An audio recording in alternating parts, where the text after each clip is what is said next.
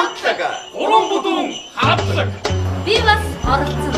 12 дугаар сарын 19-нд Сиэтл хотод амьдарч байгаа бүх монголчуудынхаа төв шинжилдээр 12 дугаар сарын 20-нд Сан Франциско хотын монголчуудын төв шинжилдээр 12 дугаар сарын 26-нд Чикаго хотын монголчуудын төв шинжилдээр 12 дугаар сарын 27-нд Вашингтон ДС-д байгаа монголчуудынхаа төв шинжилдээр уулзцай.